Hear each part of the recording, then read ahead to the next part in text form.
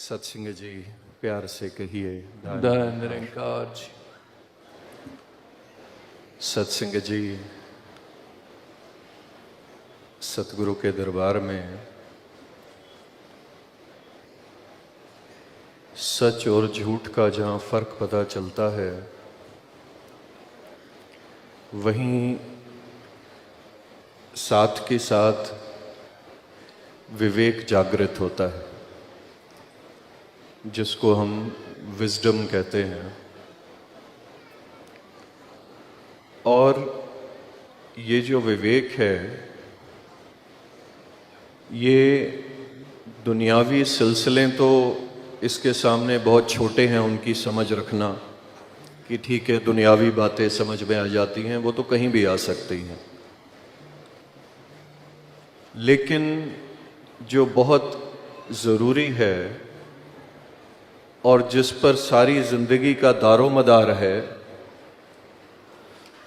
उसको हम कहते हैं कि ज़िंदगी जीते हुए क्या क्या चीज़ें छोड़नी हैं और क्या क्या साथ लेकर चलनी है। हम कहीं पर भी जाते हैं, सत्संगत हर जगह जाने का एक कारण होता है। कहीं भी जाते हैं, किसी रेस्टोरेंट में जाते हैं तो वहाँ का खाना खाना है, कहीं हॉलिडे पे जाते हैं तो वहाँ की वो जगह देखनी है, वो जगह देखनी है। कोई भी कर्म अकारण नहीं होता, कोई ना कोई उसका पर्पस है। ये दुनिया के छोटे छोटे कामों के भी एक कारण है कि कोई जॉब पे भी जाता है, वो ये इसलिए जाता है 30 दिन के बाद तनख्वाह मिलेगी। कोई खाना बनाता है तो ये सोचता है कि परिवार वाले का पेट भी भरेगा और कुछ वाहवाही भी मिलेगी। अकारण कुछ नहीं है। जब दुनिया के किसी की छोटे से छोटा कारण भी जो कर्म है वो अकारण नहीं है, तो ये जो अध्यात्म है, सत्संगत जो ज्ञान है जो हम यहाँ पर जिक्र करते हैं, ये भी या यहाँ पर संगत में आना या ये ज्ञान लेना, इसका भी कोई कारण तो होगा। कहने वाले ने यहाँ तक कहा कि जी जीवन मुक्ति की आवागमन के बंधन खत्म हो जाते हैं, लेकिन वही जो विवेक यहाँ से मिलता है सत्संगत से, वो ये मिलता है कि कुल मिला के यहाँ के गुरु के दरबार में तोड़ निभनी चाहिए और कोई कारण नहीं। इस निरंकार के साथ ज्ञान हो गया, नाता जुड़ गया, ठीक है, हो गया। बच्चे को ज्ञान मिला, डॉक्टर को ज्ञान मिला, ऐसे ऑपरेशन करते हैं, ऐसे ऑपरेट करते हैं, सब कुछ करते हैं।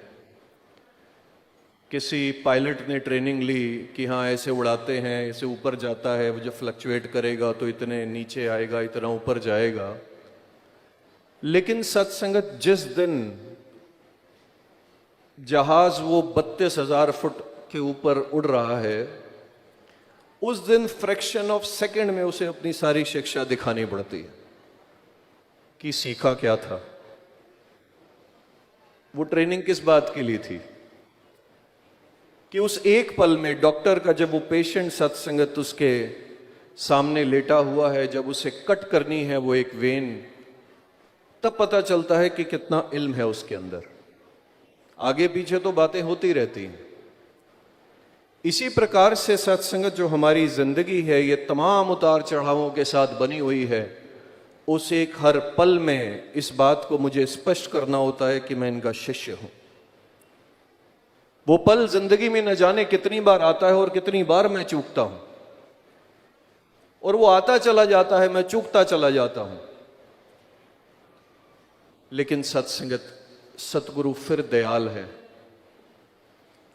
कि नहीं, ये वास्तव में तो बात इतनी सी है कि सेवा करते हुए, सत्संग करते हुए, सिमरन करते हुए भाव तो एक ही है कि तोड़ निभनी चाहिए। अभी भी कुछ महात्मा ने कुछ समय पहले कहा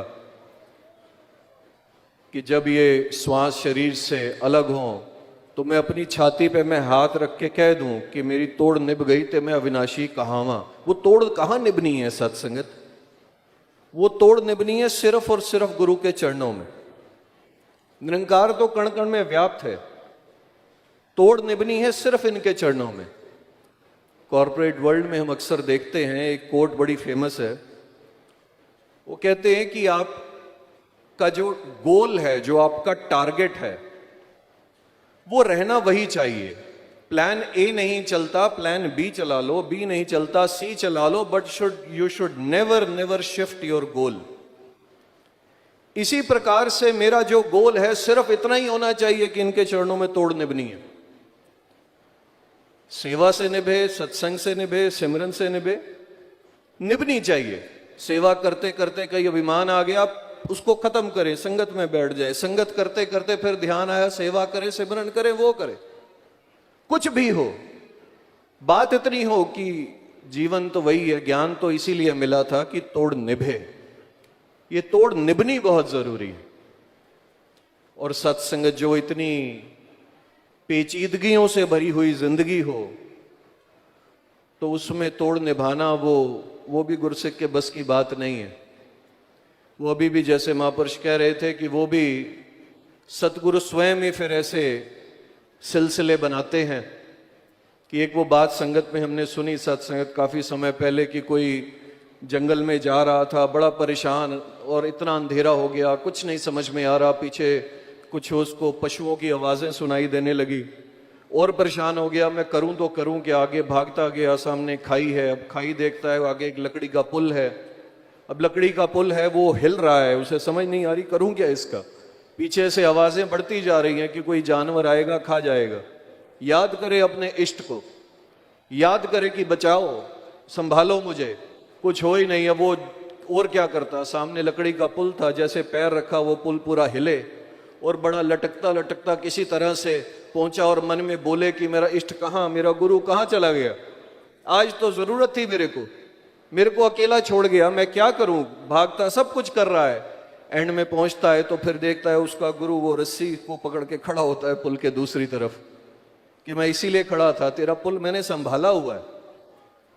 तो वो सत्संग रोशन जी की वो लाइन अक्सर याद आ जाती है कि ये सोच के कश्ती से बाहर न निकल जाना, कि माझी तो अकेला है, तूफान ज्यादा है। ये बचपना नहीं होना चाहिए। पहले सत्संग दिल्ली में कुछ डबल डेकर बसेस चलती थी, अभी भी चलती हैं, बॉम्बे में या कहीं और कुछ ऐसी हॉप ऑन बसेस होती हैं, टूर्स होते हैं।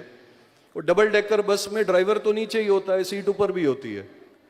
अब उस टाइम की बातें हैं, सत्संगत कोई ऐसे नया कहीं से आया होएगा तो ऊपर जाके बैठ गया उस पर। अब बस चलने लगी, उसे ड्राइवर दिखा नहीं, भाग के नीचे आ गया, कहता मैं नहीं जाता ऊपर वाली बस पे, तो ड्राइवर नहीं है, डर गया। अब उसे कौन समझाए, ड्राइवर तुझे दिखे या ना दिखे, तेरी बस यही चला रहा है। गुरु चाहे प्रत्यक्ष हो या अप्रत्यक्ष हो, गुरसिक की जिंदगी सत्संग सिर्फ और सिर्फ गुरु चलाता है। मुझे दिखे या ना दिखे, मुझे समझ में आए या ना आए, लेकिन सत्संगत वही बात कि जिसने ज्ञान दिया है वो सत्संगत जानता है इसकी कीमत को, कि इनसे संभलेगा नहीं। फिर सत्संगत अपने आप ऐसे वो सिलसिले बना दिए जाते हैं जहाँ पर फिर हर मोड़ पर सतगुरु का शुक्र होता है कि दातार तेरी कृपा है, तूने संभाल लिया, तूने बचा लिया। बस सत्संगत जीवन पर्यंत ये हमेशा याद रहे कि यदि निभनी है तो इनके दर पे तोड़ निभनी चाहिए। कहीं मन के अंदर कोई वहम भुलेखे, कहीं कुछ भी कोई ख्याल है, सबके सब एक तरफ सत्संगत। सिर्फ पहुंच गए हाँ निज घर अंदर, आवण जान मुका बैठे, कहे अवतार गुरु बचन नु मन के, रब दे दर्शन पा बैठे। कि दातार तेरी कृपा है, तेरी दया है, तूने ये हमें ज्ञान दिया, समझ दी, सब कुछ दिया, अब बस आगे संभाल के हमें साथ लेके चलना, यही हम आपसे प्रार्थना करते हैं दातार। मन के अंदर कहीं किसी प्रकार के कोई वहम भुलेखे ना आए। क्या ज़रूरत है सत्संगत, ना तो वो चीज़ें समझ में आती हैं ना आ सकती हैं।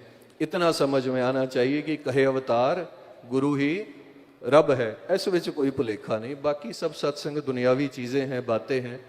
और सत्संग तभी जैसे वो जिक्र हो रहा, महाराज जी आप जी टूर पे जा रहे हैं, तो वो 20-30-32 साल पुरानी वो एक गीत मस्कट के महापुरुषों ने जब गाया था आप जी के लिए कि दीद तेरी नू नैन तरस दे, कि दातार कृपा करो दया करो, कि दीद तेरी नू नैन तरस दे, ये सत्संग तरस जो है आप कृपा करना दया करना, कि ये इस तरह से आपके दर्शन दीदार होते रहें और आप जो ये प्यार का परिवार जो आपने बसाया है, ये सच्चे पातशाह बस आपकी छत्र छाया में हर तरह से आनंद और सुकून प्राप्त करते रहें। प्यार से कहना जी। धन निरंकार जी।